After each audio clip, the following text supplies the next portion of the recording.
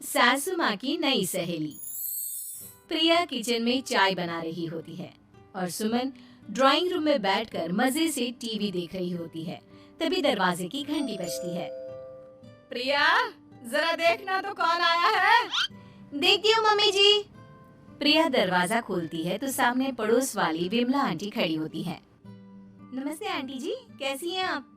मैं तो बिल्कुल ठीक हूँ बेटा, पर तेरी सास को क्या हुआ है?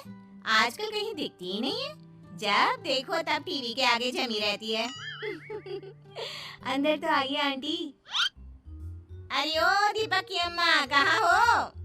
अरे विमला, आओ आओ, क्या बात है, बड़े दिन बाद याद आई तुम्हें मेरी। मैं तो हमेशा ही तुम्हें याद करती हूँ, पर तुम ही गायब रहती हो और आजकल तो बाहर भी नहीं आती जाती। तबीयत तो ठीक है ना तुम्हारी? अरे तबीयत को क्या होना है, इस उम्र में तो कुछ ना कुछ लगा ही रहता है। मेरी छोड़ो, तुम ये बताओ कि क्या चल रहा है गली मोहल्ले में।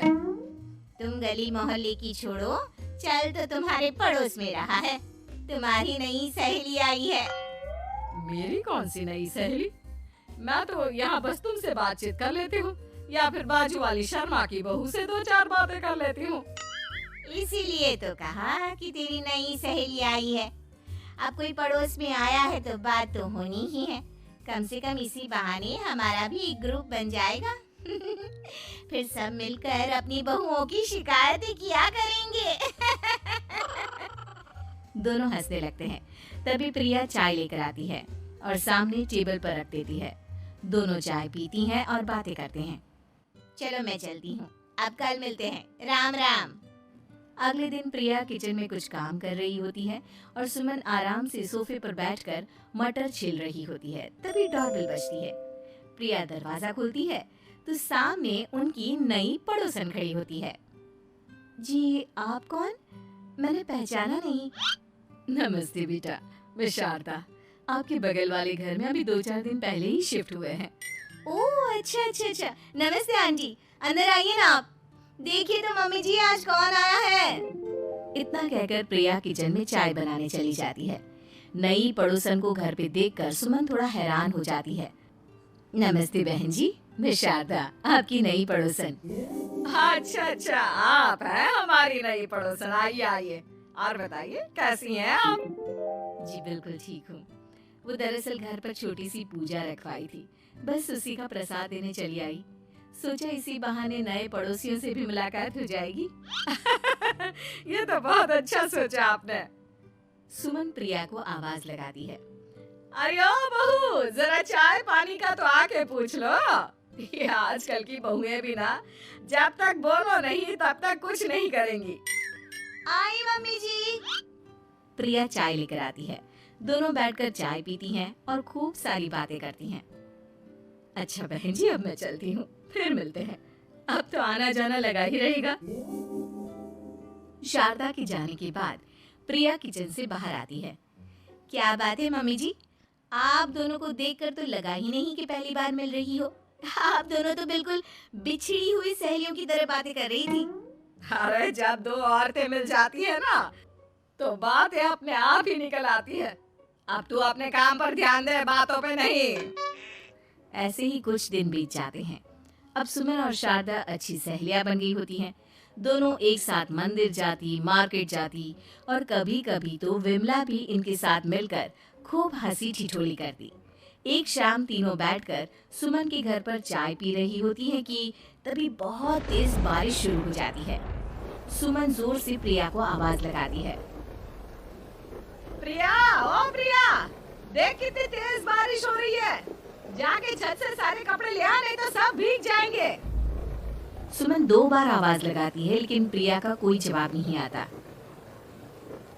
शायद प्रिया कुछ काम कर रही है, इसीलिए कुछ जवाब नहीं दे रही। अरे काहे का काम, आराम फरमा रही होगी महारानी। तभी प्रिया बीमार हालत में अपने कमरे से बाहर निकलती है। हाँ मम्मी जी, क्या हुआ? मेरी तबीयत थोड़ी ठीक नहीं है ना, इसलिए आग लग गई। अरे सारे कपड़े भीग गए और तुझे सोने से फुर्सत नहीं है। सबके सामने सुमन के मुंह से ऐसी बातें सुनकर प्रिया उदास हो जाती है और छत से कपड़े उतारने चली जाती है। सुमन, ये क्या बात हुई? प्रिया ने बताया ना कि उसकी तबीयत ठीक नहीं, इसलिए उसकी आंख लग गई। तुम भी ना खामखा उसे सबके सामने सुना दिया। अरे आप नहीं जानती शारदा जी, कुछ बहुएं ना बहुत आलसी होती है, घर का एक काम नहीं करना चाहती। ऐसा नहीं है सुमन, तुम्हारी बहू तो बहुत प्यारी है, तुम्हारी सारी बात भी तो मानती है।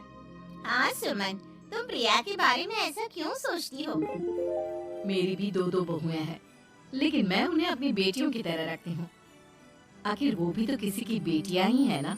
और अगर तुम ऐसा ही व्यवहार करोगी तो एक दिन प्रिया भी तुम्हारे साथ ऐसा ही बर्ताव करेगी। शारदा और विमला की बातें सुनकर सुमन की तो बोलती बंद हो जाती है। वहीं प्रिया भी बाहर से सारी बातें सुन रही होती है। अरे मैं कोई उसकी दुश्मन थोड़ी ना हूँ, मैं भी उसकी माँ हूँ, लेकिन कभी कभी सास बनना पड़ता है, नहीं तो बहुएं हाथ से निकल जाती है। देखो सुमन, ये सब सोच का फर्क है। अगर तुम ये सोचोगी तो कभी प्रिया को अपनी बेटी नहीं बना पाओगी। इतना कहकर शारदा और विमला वहां से चली जाती हैं और सुमन अकेले बैठकर उनकी बातें सोचने लगती है। अगले दिन प्रिया और दीपक अपने कमरे में बैठकर बात कर रहे होते हैं और सुमन उनके कमरे के बाहर कुछ काम कर रही होती है और उन दोनों की बातें सुन लेती है। दीपक, तुम्हें पता है हमारे पड़ोस में जो शारदा आंटी है ना, बहुत अच्छी हैं। अच्छा, ऐसा क्या हो गया जो तुम्हें वो इतनी अच्छी लगने लग गई? कुछ खास नहीं, बस कल जब मम्मी जी मुझे सबके सामने सुना रही थी तो शारदा आंटी ने मेरा साथ दिया। मैं तो सच में हैरान ही रह गई थी जब उन्होंने मम्मी जी को मुझसे ऐसा बर्ताव करने के लिए मना किया। अच्छा, फिर क्या हुआ? होना क्या था, शारदा आंटी तो मम्मी जी को समझा ही रही थी कि बहू को भी बेटी की तरह ही रखना चाहिए, लेकिन मम्मी जी तो मम्मी जी है ना, उन्हें तो मुझ में हमेशा कमी ही दिखती है। काश मुझे भी शारदा आंटी जैसी सास मिली होती जो मुझे भी अपनी बेटी जैसी समझती। सुमन ये सब सुनकर बहुत उदास हो जाती है और वहां से चली जाती है। प्रिया की बातें सुमन के कानों में बार बार गूंज रही थी। उसे बहुत शर्मिंदगी महसूस हो रही थी कि उसने प्रिया के साथ बहुत गलत किया है। अगले दिन सुमन शारदा और विमला को बुलाती है। क्या बात है सुमन, आज तूने ऐसे अचानक क्यों बुलाया? सब ठीक तो है ना? हाँ हाँ, सब ठीक है, तुम दोनों बैठो तो सही। तब तक दीपक और उसके पापा भी आ जाते हैं। प्रिया, तुम भी आ जाओ। क्या हुआ मम्मी जी, आपने बुलाया? हाँ प्रिया बेटा, मैं आज सबके सामने तुमसे माफी मांगना चाहती हूँ। मैंने आज तक तुम्हारे साथ बहुत बुरा व्यवहार किया है, लेकिन तुमने कभी भी मेरे साथ बुरा बर्ताव नहीं किया। मुझे अपनी गलती का एहसास हो गया है, हो सके तो मुझे माफ कर देना। प्रिया अपनी सास की बातें सुनकर हैरान हो जाती है। उसकी आंखों में आंसू आ जाते हैं। प्लीज मम्मी जी, आप मुझसे माफी मत मांगिए, मैं भी आपकी बेटी ही हूँ। वैसे एक थैंक यू तो मेरी नई सहेली को भी बनता है, जिसकी वजह से मुझे मेरी गलती का एहसास हुआ। शारदा बहन, आपका बहुत बहुत शुक्रिया जो आपने मेरी आंखें खोल दी। हरी क्या सुमन, तुम भी ना। तो फिर इसी बात पर चाय और पकोड़े हो जाए। हाँ हाँ, क्यों नहीं।